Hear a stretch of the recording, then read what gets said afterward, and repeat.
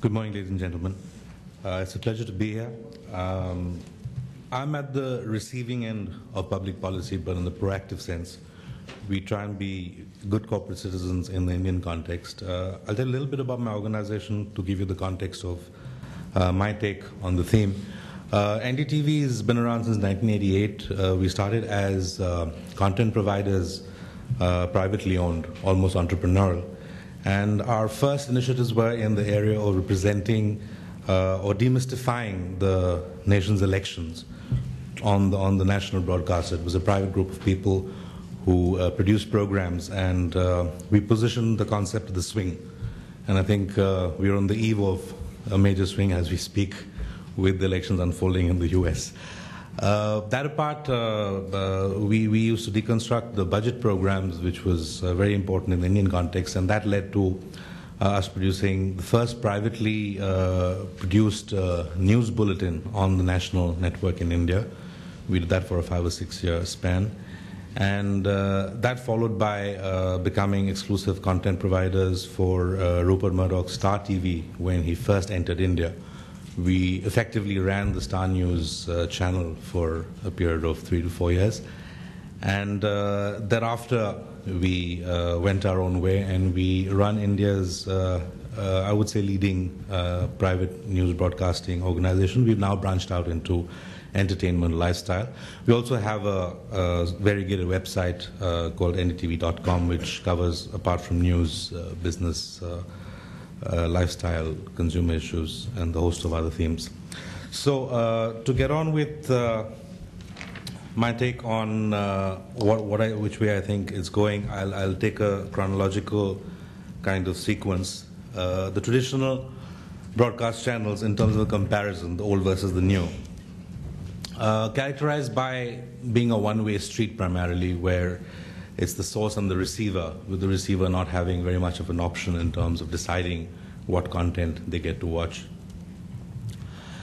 Some of the terms of endearment associated with the traditional broadcast channels, aggregators, gatekeepers, intermediaries, homogenizers, the pressures of large monocultures, which for a country like India, which is so culturally diversified, has been often quite agonizing over time. Serves large corporate interests, governments, institutions. A lot of these are in the Indian context, and I think that's the perspective I can provide best. A few broadcasters providing programs to many consumers simultaneously, having its obvious implications on choice of content and diversity of content.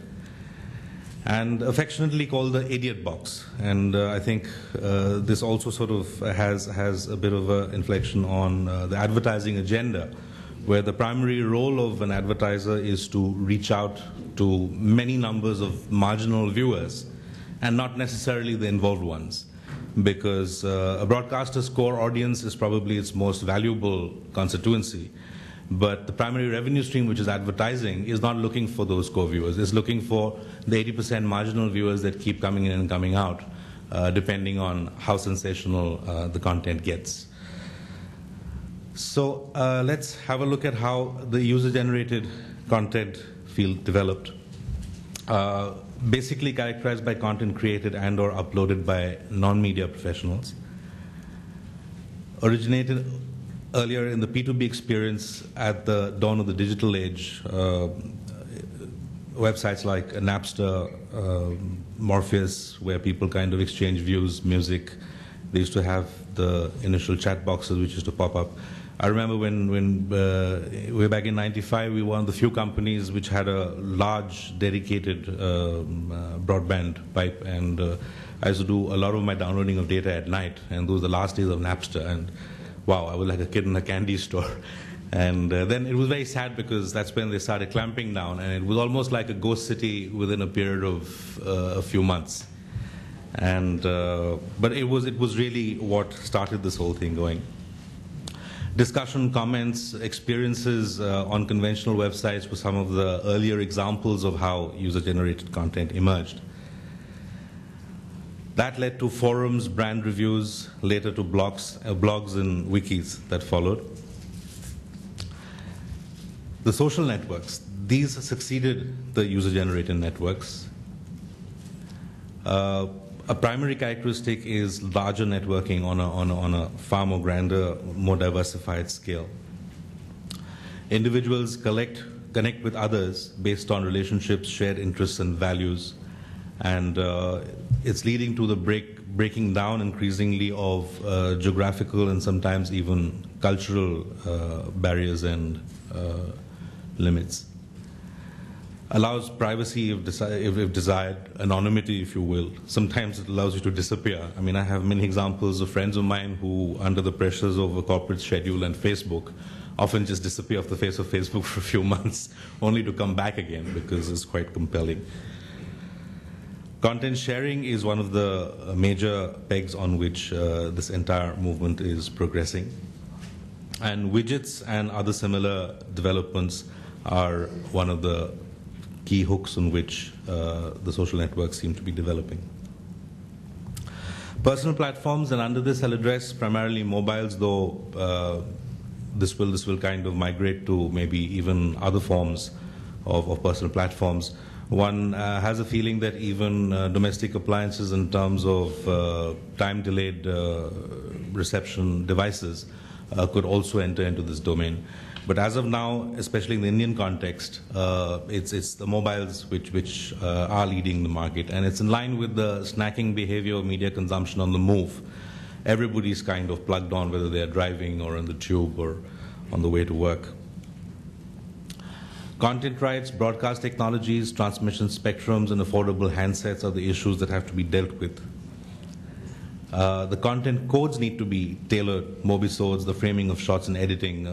Way back in 2003 or 4, I had made a presentation on Response TV at IB in London, and we had, in a sense, predicted the citizen journalism movement, and we were one of the first companies in India to have a news-on-demand bulletin on the Swiss Telecom network then. It was in Delhi. This was way back in '96. It was just a simple bulletin that you accessed on a certain number, and it was a IVR operated bulletin, and it was amazingly popular, and it has a more evolved kind of version that still runs today. But that's when it sort of opened up our minds to the fact that the traditional editing codes and the way we crafted our narrative in terms of representational codes and even technical codes of media were changing fast. And I remember when I went to this conference, I was convinced, and I told my colleagues that, visual content will never get onto the small mobile screen. And only to find, people from Europe who, I remember in the sports arena, they redefined football, where there were entire games that were just kind of crafted with close-ups, with the adrenaline. And that really kind of, opened our eyes. And we are kind of exploring some of these possibilities in the context of this phenomenon called 2020, which is fast food cricket. You kind of package it in and give it to them fast and frequent. The Asia-Pacific leads in this domain, with Japan and Korea at the forefront. The region was slated to cross a 1 billion subscriber mark in 2006 and double the number to 2 billion by 2011. 68.4 million mobile users by 2010 in Asia Pacific, nearly 55% of the world's total. And even as I speak, I think the mobile economy is possibly the most vibrant, and it's really very getting now with the usual kind of characteristics that are in evidence in developed worlds, catching on in India far more rapidly than I've ever known in my limited lifetime. I mean, a big problem becomes handsets, because they kind of subject to a lot of wear and tear in you. As is kind of common in a developing country, you make something that is capital intensive last, and then you go to the store and they say that model is not available anymore. So you end up changing your entire handset. So I think that's fairly significant in our part of the world. So these new kids have got it, and they're really flaunting it. There's more choice for the consumer. There's customization of content offerings. There's mobility, interactivity, participation, and addressability. Improved targeting of content. Improved targeting of advertising, but this is something that really needs to be marketed to advertisers in a B2B context, and it's something which is not really catching on, at least in India. I mean, people still prefer to go the mass media route, but it's changing and probably will pick up a lot more in the years to come. The tail is wagging the dog, and this time it's a long tail. So those who kind of hang on to it, I think, will benefit. And it's beginning to show a small slide which I foraged out of the internet, which shows with research done in the UK in 2006. And the dark grays basically are indication of the youth, the degree to which they have dropped after being exposed to online media. So that's roughly, the light gray is basically the total individual figure.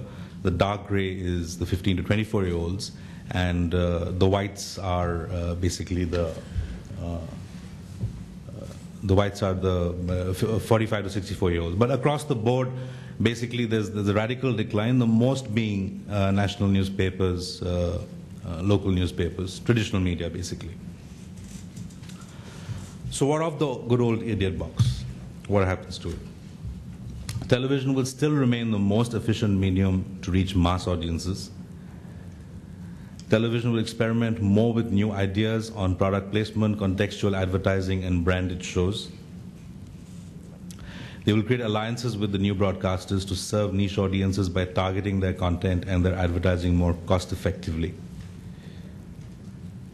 Programming schedules will lend themselves to greater customization. I think this is already in evidence in India in the DTH scenario, which is the other new development taking place. It's slated to reach about approximately almost 20 to 30 million households in another 5 years.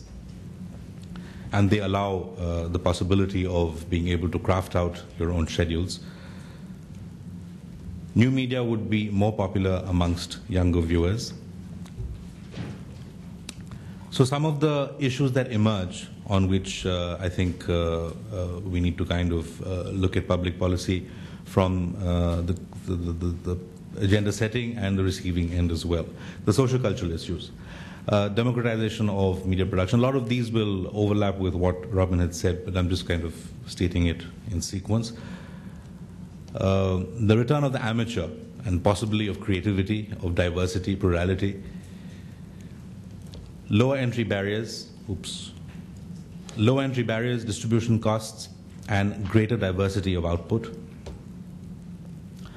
The spread of information and knowledge, collaborative and community approaches to ideas and knowledge.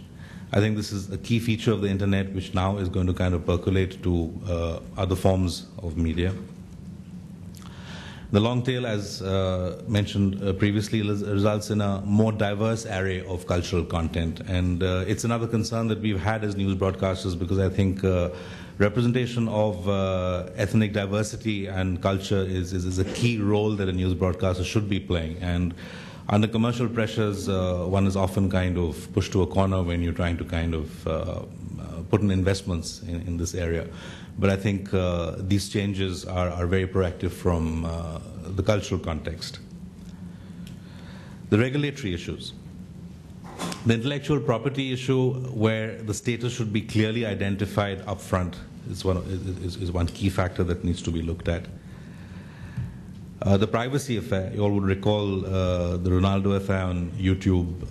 Mainstream media often talks about stories about exposure to stalkers, etc. So this needs to be looked at very, very carefully. Hate speech, any content that offends an individual or community, which in the Indian context, again, can have disastrous examples with the fragile sort of balances that sometimes exist in the socio-political scenario. Defamation, where doctored false portrayals or blackmail is often resorted to. Pornography, and I guess, apart from Net Nanny, what else can one look at in terms of protecting one's own and relevant demographic age groups from the free access that's available on the net and also on the handset? I mean, you would recall there was an MMS scandal that kind of hit the headlines in India a couple of years ago. It led to a lot of serious concerns, and the entire value-added services sector was reviewed thereafter. Editorial control, validity of news, information, citizen journalism is again an important issue because as news broadcasters, you can't really give the market what they want. There is a role where you have to come from an editorial stance point of view, a noblesse oblige, if you will. And one needs to figure out how that concept is best marketed to consumers of news, that is. The commercial issues, largely in the free domain, essentially non-commercial till recently. Increasingly subject to business and investor interest. The News Corp's acquisition of MySpace, YouTube's acquisition of Google are examples. Voluntary donations are another revenue stream that's increasingly being looked at. The pay-per-item model is another option. The subscription model, which is similar but on a broader base. Advertising-based models are increasingly becoming relevant because of the involvement created by the new media. Licensing of content and technology to third parties, the aggregation route, the outsourcing route. Selling of goods and services to community in terms of using the footprint to penetrate new categories.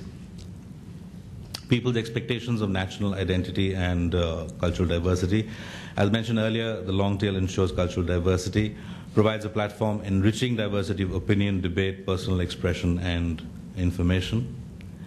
Citizen journalism allows users to influence and create news, of course subject to editorial values.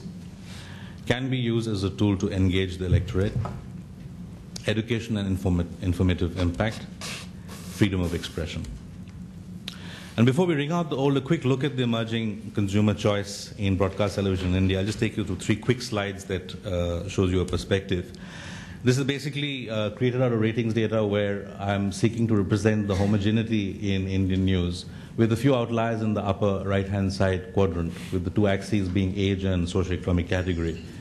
The business channels represented by CNBC and Awaz, which is a Hindi business channel, show a different demographic profile. But the bulk of the channels are clustered around the center of the market. The same formation is pretty much replicated in entertainment and sports, where everything against clusters around the center, and it's indicative of the advertising pressures forcing content providers to engage in content that essentially gets large reach, which is unduplicated headcount as opposed to involvement. However, in comparison, if you were to look at, say, the UK market, it's slightly dated, but I think the evidence of marketing and consumer choice is increasingly evident here, where on the same axis you see, even at the channel level, a nice spatial spreading out of news properties. And I think this is very key because even before the new media happened, the consumer was still saying that, look, I mean, I want differentiated content, I want diversity, but it was the transmissive codes or the distributive codes, if you will, which were preventing that from happening. However, even in a homogeneous kind of media environment like India, which is albeit changing rapidly, if you look at it at program level, where you take each program and you profile it by their relevant behavioristic or demographic profiles, and you cluster them by similar profiles, you have a similar spatial spreading out. So, I mean, to interpret this on the same 2 axes, about 60% of the market moving from left to right is undifferentiated in terms of age, but moves progressively from a lower SEC to a higher SEC category. You have, again, upper clustering at the upper right-hand side, which is characterized by older and higher SEC audiences. You have children, a younger audience who's at 7.6% represented by that segment, Mama's Little Darlings. Each of the segments display program choice. The masala dosa, which is at 90%, is primarily from the south of India, and they've got very effective distribution, widely spread, and hence it's kind of placed more towards the mass area and undifferentiated in terms of age. Fun and Gamers at 15.7% is where the battle is on really now, with the game show format and the reality formats hitting there. Cricket, which is one of the key drivers of the Indian marketplace, is at 22%, and that's often what the news segments, which is upmarket regionals and upper crust, battles for. It's a question of slicing off the upper end of this 22% and migrating them upwards. So that essentially talks about the fact that once the implications of the new media in terms of social media are addressed and media sort of converges to be able to integrate more of that into mainstream communication, I think this kind of diversity and plurality will be better addressed, and I think that is what communication should be all about. Thank you.